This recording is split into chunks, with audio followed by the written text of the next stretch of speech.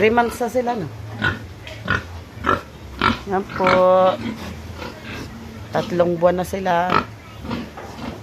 Ang lalaki, ang lalaki, ang lalaki. Ito lalo. Ito ang kalakihan. Oh, lo. Sinusugat ba sila, no? Hindi na dala. Wala nang gamot. Lagay mo ito, oh. Yun, yung 8. Ito yung 8. Lahat-lahat sila ay 16 peraso. Yan.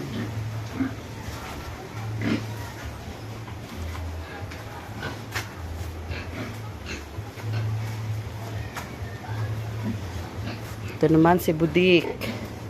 Lapit na rin mga anak si Budik. Mga anak siya ng August 12. Ito ay ngayong 29. Mga anak, magana. Magana ang ari ni Taling. Ang laki rin tiyan, oh. Yan. Sa 29 siya, mga anak. Yan po yung binili naming paanakan para hindi mahirapan.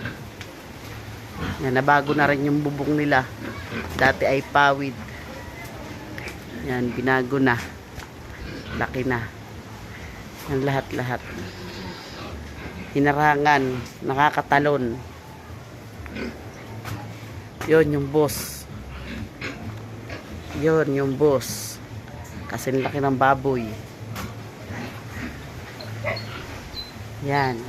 Yan ang katas ng Madre de Agua. Yan. At saka full harvesting.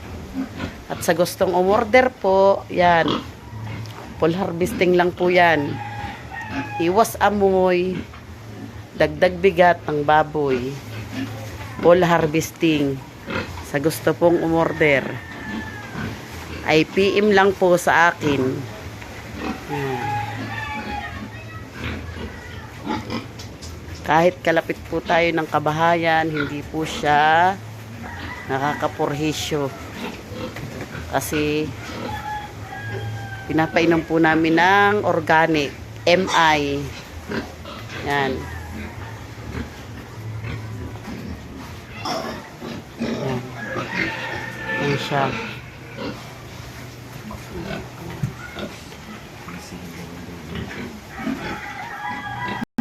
Yan, kalapit ng kabahayan.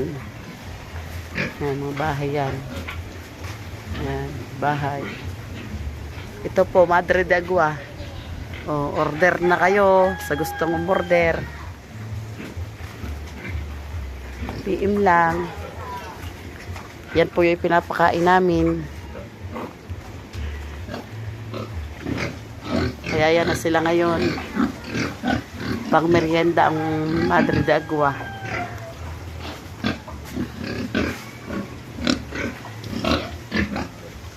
Lalo sa panahon ngayon, may kumakalat na balita, kaya kailangan alagaan ng ating mga baboy.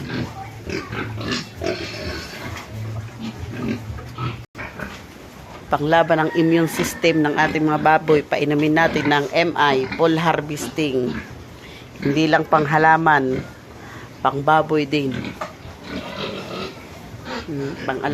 Papainom po natin sa ating mga alagang baboy. Yan. Sa mga inahin naman, pampagatas. Sa ating mga may pasusuhin, pinapainom natin ng full harvesting at saka ng pinapakain natin ng Madre de Agua para magkaroon sila ng gatas. Yan. Yan ang libangan pag walang isda. Yan ang ating mga alaga. Lalaki, diba? Mag 3 months sila ngayon katapusan. 27. Yan. Mag 3 months sila. Diba? Lalaki. Sabi nga, mabigat ang baboy. Yun ang sulit na tutubo ang mga mag-aalaga ng baboy pag mabigat ang baboy mo. Full harvesting lang yan. At Madre de Agua. Yan po yung aming kulungan ng baboy.